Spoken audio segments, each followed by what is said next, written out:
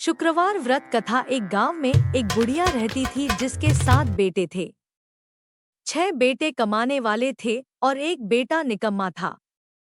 बुढ़िया माँ 6 पुत्रों का जूठा 7वें पुत्र को देती। 7वां पुत्र एक दिन अपनी पत्नी से बोला, देखो मेरी माता का मुझ पर कितना प्रेम है। वह बोली, क्यों नहीं, सबका जूठा बचा हुआ तुमको खिलाती है। वह बोला, जब तक आंखों से न देखे मान नहीं सकता। पत्नी ने हंसकर कहा, देख लोगे तब तो मानोगे। कुछ दिन बाद एक बड़ा त्योहार आया।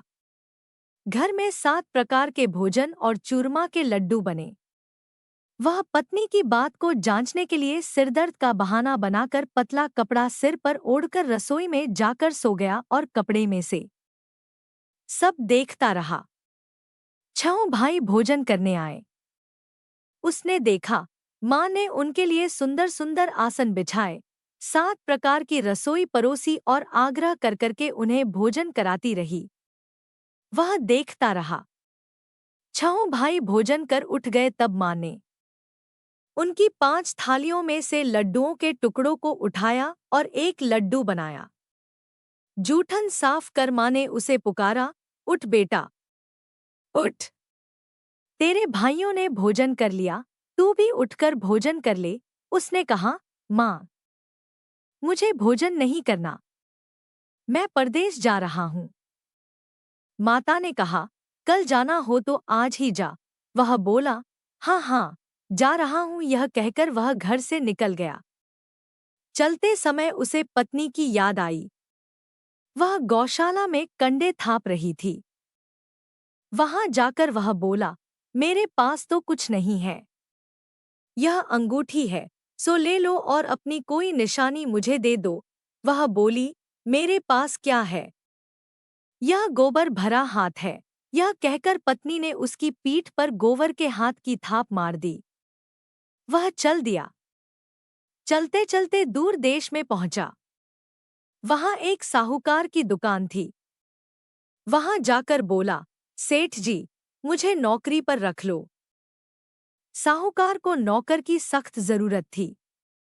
साहूकार ने कहा, काम देखकर तनख्वाह मिलेगी। उसने कहा, सेठ जी जैसा आप ठीक समझें। उसे साहूकार के यहाँ नौकरी मिल गई। वह वहां दिन-रात काम करने लगा।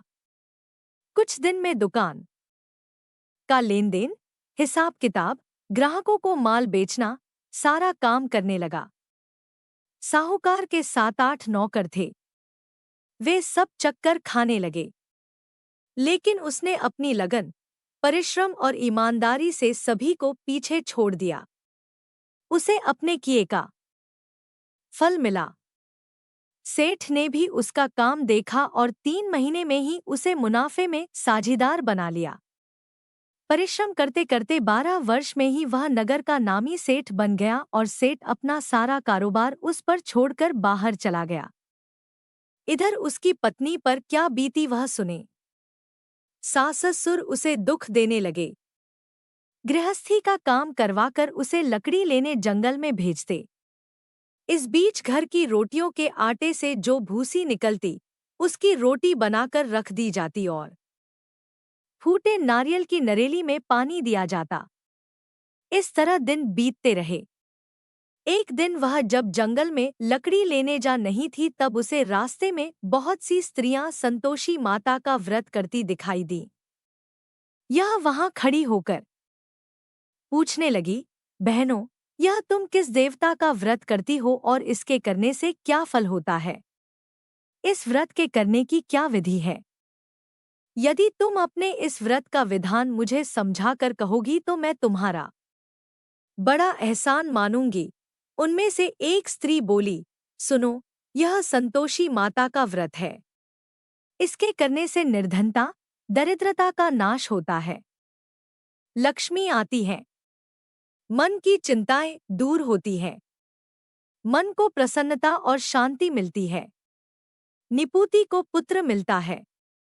प्रीतम बाहर गया हो तो वह शीघ्र लौट आता है। कुंवारी कन्या को मन पसंद वर मिलता है। चलता मुकदमा खत्म हो जाता है। कलह क्लेश की निवृत्ति हो, मुख शांति होती है, घर में धन जमा हो, धन जायदाद का लाभ होता है तथा और भी मन में जो कुछ कामना हो सब संतोषी माता की कृपा से पूरी हो जाती है। इसमें संदेह नहीं। वह पूछने लगी, यह व्रत कैसे किया जाता है? यह भी बताओ तो बड़ी कृपा होगी। वह स्त्री कहने लगी, बिना परेशानी, श्रद्धा और प्रेम से जितना भी बन सके प्रसाद लेना। 5.25 पैसे से 5.25 आने तथा इससे भी ज्यादा शक्ति और भक्ति के अनुसार गुड़ और चना लें। हर शुक्रवार को निराहार रहकर कथा कहना, सुनना। इसके बीच कम नहीं टूटे। लगातार नियम पालन के करना। सुनने वाला कोई न मिले तो घी का दीपक जलाकर उसके आगे जल के पात्र को रख कथा कहना, परंतु नियम टूटे जब तक कार्य सिद्ध न हो। नियम पालन करना और कार्य सिद्ध हो जाने पर व्रत का उद्यापन करना। 3 मास में माता पूरा फल प्रदान करती है। यदि किसी के ग्रह खोटे हैं भी तो माता 1 वर्ष में अवश्य उनको अनुकूल करती है। कार्य सिद्ध होने पर ही उद्यापन करना चाहिए, बीच में नहीं। उद्यापन में 2.5 सेर आटे का खाजा तथा इसी अनुसार खीर तथा चने का साग बनाना। 8 बच्चों को भोजन कराना। जहां तक मिले देवर, जेठ, भाई बंधु, कुटुंब के लड़के लेना, न मिले तो रिश्तेदारों और पड़ोसियों के लड़के बुलाना। उन्हें भोजन करा, यथाशक्ति दक्षिणा दे, माता का नियम पूरा करना। ध्यान रखना उस दिन घर में कोई खटाई न खाए। यह सुन वह वहां से चल दी। रास्ते में लकड़ी के बोझ को बेच दिया और उन पैसों में गुड़ चना ले माता के व्रत की तैयारी कर आगे चली। रास्ते में संतोषी माता के मंदिर में जा माता के चरणों में लौटने लगी। विनती करने लगी, मान, मैं दीन हूँ, निपट मूर्ख हूँ। व्रत के नियम कुछ जानती नहीं। मैं बहुत दुखी हूँ। हे माता, मेरा दुख दूर कर, मैं तेरी शरण में हूँ। माता को दया आई। एक शुक्रवार बीता कि दूसरे शुक्रवार को ही उसके पति का पत्र आया और तीसरे शुक्रवार को उसका भेजा हुआ पैसा आ पहुंचा। यह देखकर जेठानी मुंह सिकोड़ने लगी। इतने दिनों बाद इतना पैसा आया, इसमें क्या बड़ाई है? लड़के ताने देने लगे। काकी के पास अब पत्र आने लगे, रुपया आने लगा। अब तो काकी की खातिर बढ़ेगी। अब तो काकी बुलाने से भी नहीं बोलेगी। बेचारी सरलता से कहती, भैया पत्र आए, रुपया आए तो हम सबके लिए अच्छा है। ऐसा कहकर आंखों में आंसू भरकर संतोषी माता के मंदिर में जा मातेश्वरी के चरणों में गिरकर रोने लगी। माँ, मैंने तुमसे पैसा नहीं मांगा। मुझे पैसे से क्या काम? मुझे तो अपने सुहाग से काम है। मैं तो अपने स्वामी के दर्शन और सेवा मांगती। तब माता ने प्रसन्न होकर कहा, जा बेटी, तेरा स्वामी जल्दी ही आएगा। यह सुन खुशी से बावली हो वह घर आकर काम करने लगी। संतोषी माँ विचार करने लगी, इस भोली पुत्री से मैंने कह तो दिया कि तेरा पति शीघ्र आएगा, पर आएगा कहाँ से? वह तो इसे स्वप्न में भी याद नहीं करता। उसे इसकी याद दिलाने तो मुझे ही जाना पड़ेगा। संतोषी माता ने उस बुढ़िया के बेटे को स्वप्न में समझाया, पुत्र, तेरी घरवाली कष्ट उठा पांच रही है। यह बोला, हाँ माता, यह तो मुझे भी मालूम है, परंतु क्या करूं? वहां कैसे जाऊं? परदेश की बात है, लेन देन का सारा हिसाब किताब है, कोई जाने का रास्ता नजर नहीं आता। आप ही कोई राह दिखाएं कि वहां कैसे जाऊं? मां कहने लगी। सवेरे नहा धोकर संतोषी माता का नाम ले, घी का दीपक जला दंडवत कर और दुकान पर जा बैठना। देखते देखते तेरा लेन देन चुक जाएगा, जमा माल बिक जाएगा, सांझ होते होते धन का ढेर लग जाएगा। वह अगले दिन सुबह बहुत जल्दी उठा। उसने अपने मित्र बंधुओं परिचितों से स्वप्न में माता द्वारा कही गई बात कह सुनाई। वे सब उसकी बात सुनकर उसकी खिल्ली उड़ाने लगे। वे कहने लगे कि कहीं कभी सपने की बात भी सच्ची होती है। एक बूढ़ा व्यक्ति बहुत समझदार था। वह बोला, देखो भाई, मेरी बात मानो। इस तरह सांच या झूठ कहने के बदले देवता ने जैसा कहा है वैसा ही करना। तेरा क्या जाता है। बूढ़े की बात मानकर नहा धोकर उसने संतोषी माता को प्रणाम किया। फिर भी का दीपक जलाकर दुकान पर जा बैठा। शाम तक धन का ढेर लग गया। वह हैरान हुआ। मन में संतोषी माता का नाम ले प्रसन्न हो घर जाने के वास्ते गहना, कपड़ा व सामान खरीदने लगा। सब काम से निपट अपने घर को रवाना हुआ। उधर उसको पत्नी जंगल में लकड़ी लेने गई। लौटते वक्त थक जाने के कारण संतोषी माता के मंदिर पर विश्राम करने बैठ गई। यह तो उसका रोज रुकने का स्थान था। धूल उड़ती देख उसने माता पूछा, हे माता, यह धूल कैसी उड़ रही है। माँ ने कहा, हे पुत्री, तेरा पति आ रहा है। अब तू ऐसा कर, लकड़ियों के 3 बोझ बना। एक नदी के किनारे रख, दूसरा मेरे मंदिर पर और तीसरा अपने सिर पर रख। तेरे पति को लकड़ी का गड्ढा देखकर मोह पैदा होगा। यह वहां रुकेगा, नाश्ता पानी बना खाकर माँ से मिलने जाएगा। तू लकड़ी का बोझ उठाकर जाना और बीच चौक में गड्ढा डालकर 3 आवाजें जोर से लगाना, लो सासू जी, लकड़ियों का गट्ठा लो, भूसी को रोटी दो, नारियल के खोपरे में पानी दो। आज कौन मेहमान आया है। संतोषी माँ की बात सुनकर वह बहुत अच्छा माँ कहकर प्रसन्न मन से लकड़ियों के 3 बोझ बना लाई। एक नदी के तट पर, दूसरा माता के मंदिर पर रखा। इतने में ही मुसाफिर वहां आ पहुंचा। सूखी लकड़ी देख उसको इच्छा हुई कि अब यहीं विश्राम कर ले और भोजन बनाकर खा पीकर गांव चले। इस प्रकार भोजन कर विश्राम कर वह अपने गांव में आ गया। उसी समय बहू सिर पर लकड़ी का गड्ढा लिए आई। उसने गड्ढा को आंगन में डाल जोर से 3 आवाजें दी, लो सासू जी, लकड़ी का गड्ढा लो, भूसी की रोटी दो, नारियल के खोपर में पानी दो। आज कौन मेहमान आया है। यह सुनकर सास ने अपने दिए हुए कष्टों को भुलाने के लिए कहा, बहू, तू ऐसा क्यों कहती है। तेरा मालिक ही तो आया है।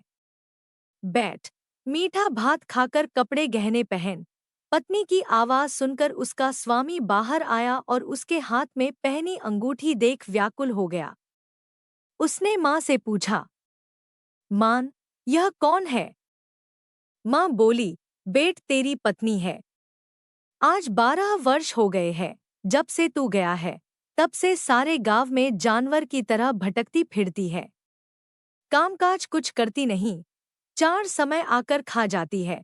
अब मुझे देखकर भूसी की रोटी और नारियल के खापरे में पानी मांगती है। वह बोला, माँ, मैंने इसे भी देखा है और तुम्हें भी। मुझे दूसरे घर की चाबी दो, मैं उसमें रहूंगा। ठीक है बेटा, जैसी तेरी मर्जी, कहकर माँ ने चाबी का गुच्छा बेटे के सामने रख दिया। उसने दूसरे घर को खोलकर सारा सामान जमाया। एक ही दिन में वहां राजा के महल जैसा ठाट-बाट बन गया। अब क्या था, वह सुख भोगने लगी। अगला शुक्रवार उसने पति से कहा, मुझे संतोषी मात का उद्यापन करना है। पति बोला, बहुत अच्छा, खुशी से कर लो। वह उद्यापन की तैयारी करने लगी। जेठ के लड़कों को भोजन के लिए कहने गई।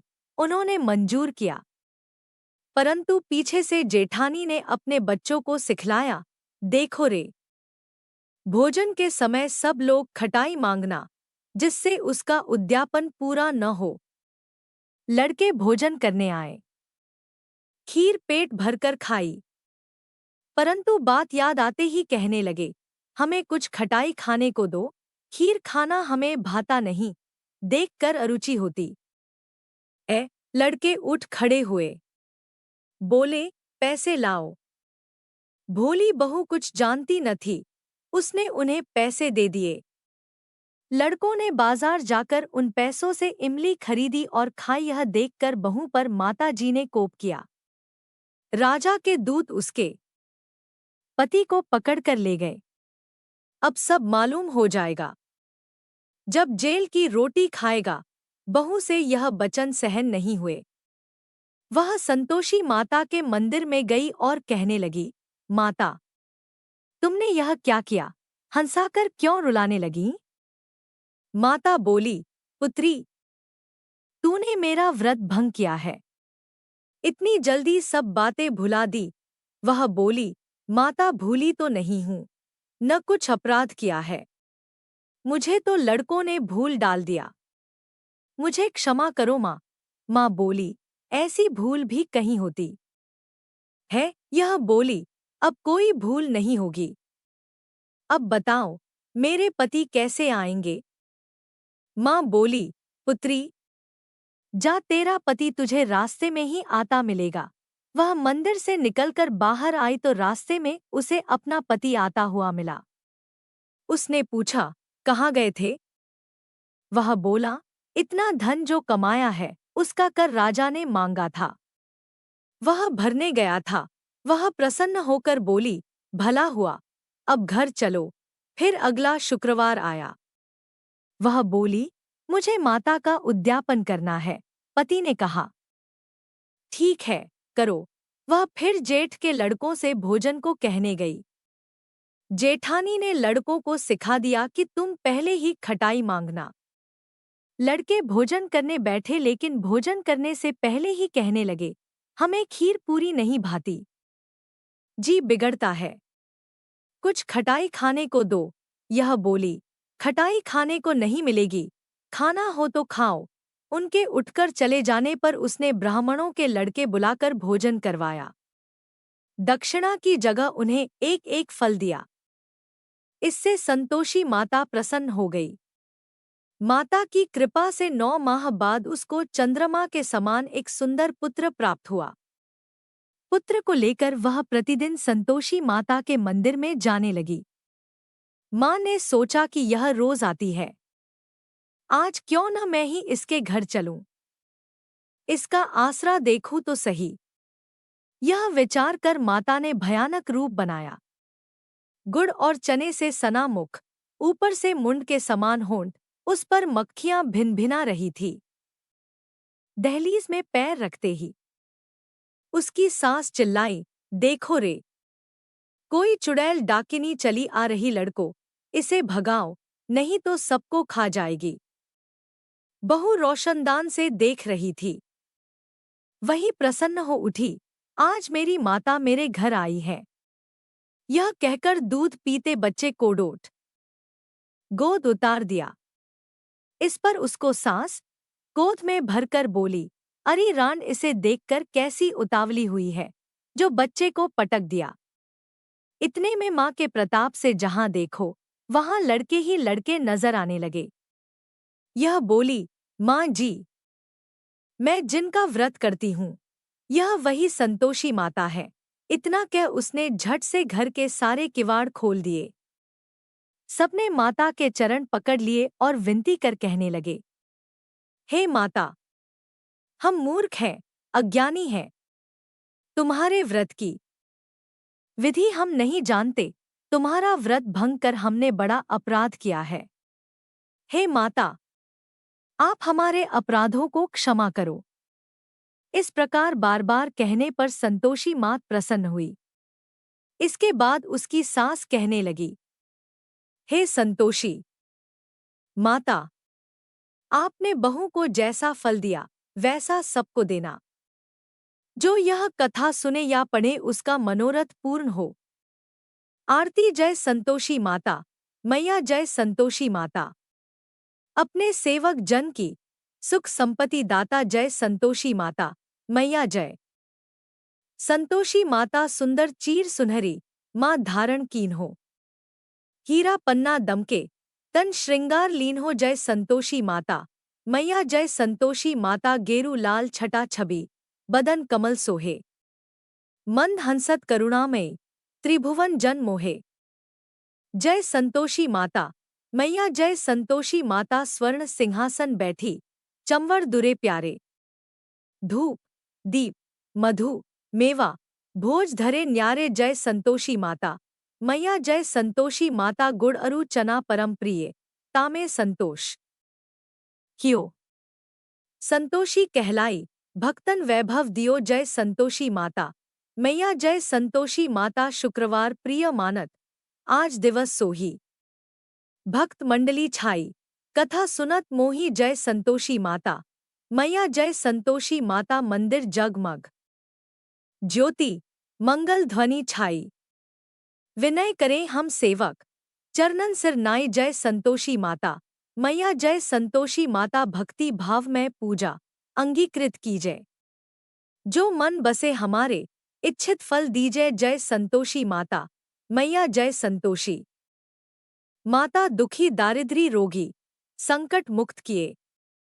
बहु धन धान्य भरे घर सुख सौभाग्य दिए जय संतोषी माता मैया जय संतोषी माता ध्यान धरे जो तेरा वांछित फल पायो।